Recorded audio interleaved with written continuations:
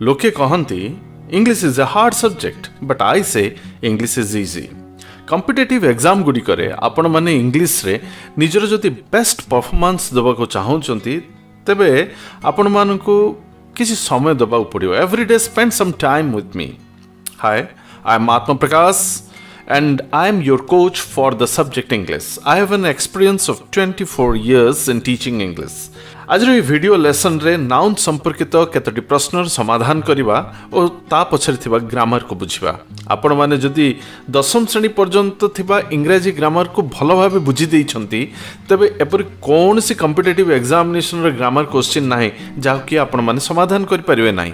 तेणु मु ए सीरीज रो video गुड़िक English grammar रो fundamentals को बुझेबा सह जेतिकी प्रोबेबल क्वेश्चंस अछि से गुडी को मध्ये डील करिबी। वर्तमान निम्नर दुईटी वाक्य दिया गला। ए दुईटा वाक्य भितरु कोटा ठीक अछि आपण माने मते कहंतु।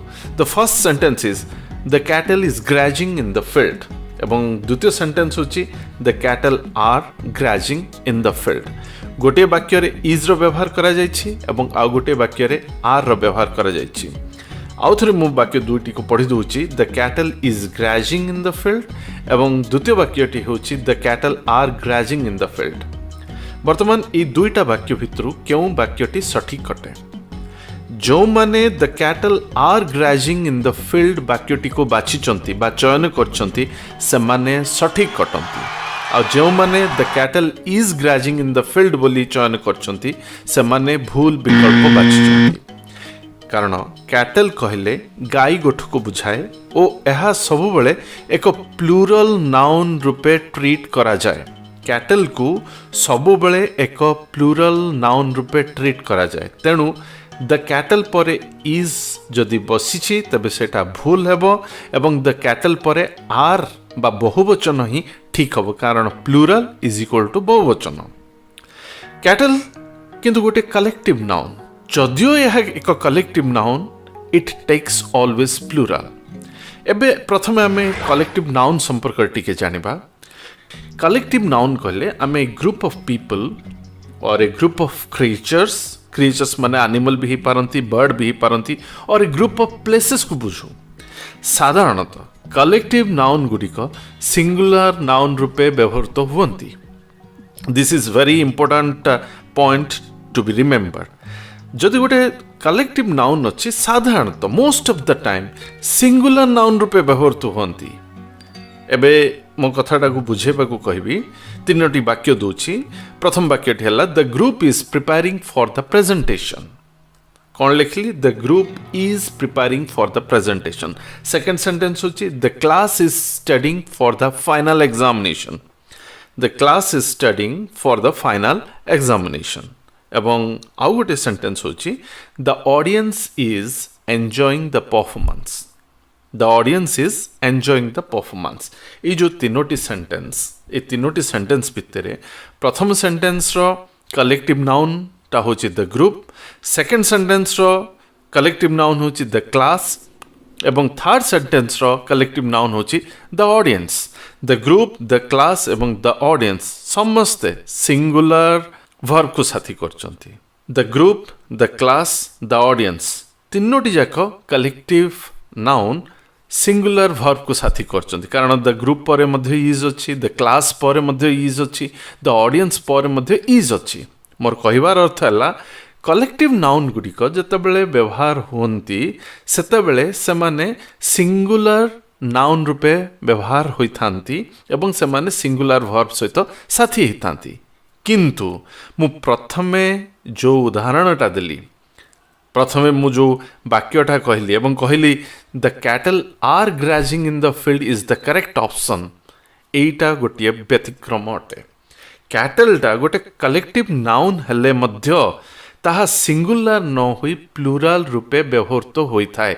तेणु the cattle is grazing in the field कहले भूल हबो, the cattle are grazing in the field कहले ही ठीक हबो। तो मोर कहिवार अर्थ हला जे एमती आउ केतेटा कलेक्टिव नाउन अछंती जो माने कि कलेक्टिव नाउन हेथिबे किंतु प्लूरल रूपे व्यवहृत होतबे।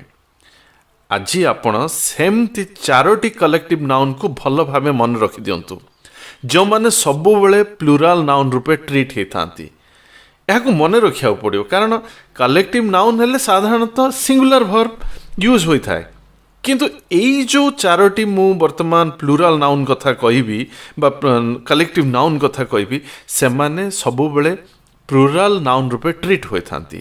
ସେ ନାଉନ୍ ଗୁଡ଼ିକ ହେଲା police, people, poultry and cattle. ମନେ ରଖନ୍ତୁ, police, people, poultry and cattle, ଏଇ ଚାରୋଟି collective noun police, people, poultry and cattle ସବୁବେଳେ ପ୍ଲୁରାଲ୍ ଭର୍ବ ସହ ସାଥୀ ହୋଇଥାନ୍ତି। ବର୍ତ୍ତମାନ ଏଇ ଗ୍ରାମାର ରୁଲ୍କୁ ନେଇ କେତୋଟି ପ୍ରଶ୍ନ ଆପଣଙ୍କର କମ୍ପିଟେଟିଭ୍ ଏକ୍ଜାମିନେସନ୍ରେ ଆସିପାରେ ଏବଂ ସେଗୁଡ଼ିକୁ ଆମେ ବର୍ତ୍ତମାନ ସମାଧାନ କରିବା। ଇନଷ୍ଟ୍ରକ୍ସନ୍ ଦିଆଗଲା, which of the following sentences is grammatically correct ଏବଂ ABCD କରି ଚାରୋଟି ଅପସନ୍ ଦିଆଗଲା। The police is coming to investigate the crime scene. Second option हला the police are coming to investigate the crime scene एवं third option हला the police was coming to investigate the crime scene एवं last option हला the police has come to investigate the crime scene.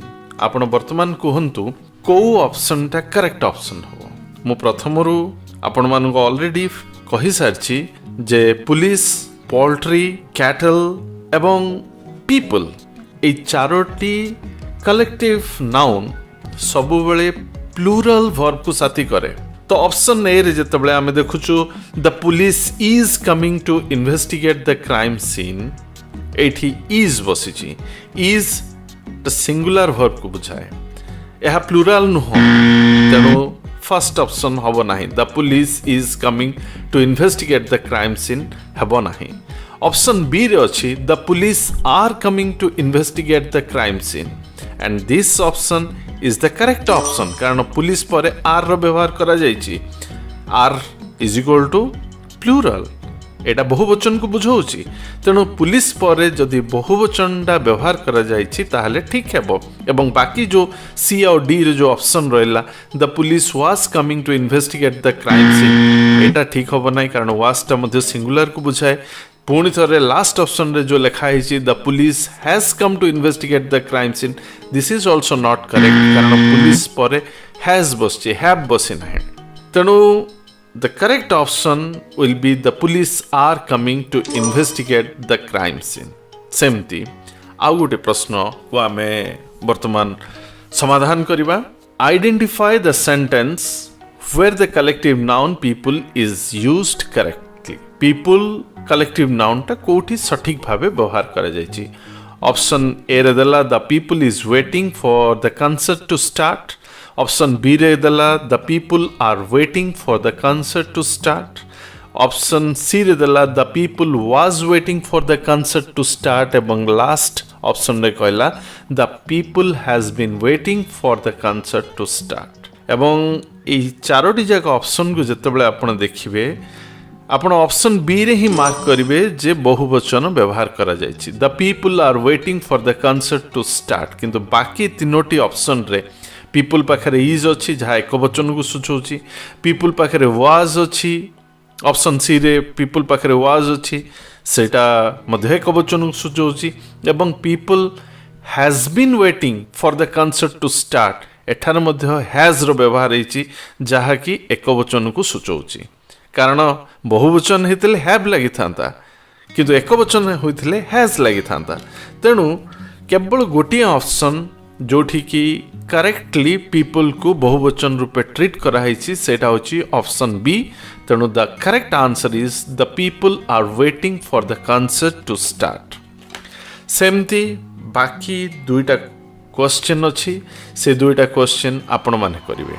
जो question टा आपण माने करिवा पई रहला से क्वेश्चन टा मु स्क्रीन रे फ्लैश करूची, please go through it. Instruction रहला choose the correct sentence using the collective noun poultry.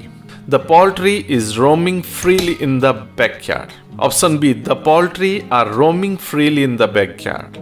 Option C the poultry was roaming freely in the backyard. The poultry has been roaming freely in the backyard. वर्तमान ये चारोटी option भितरु which one is correct please identify it.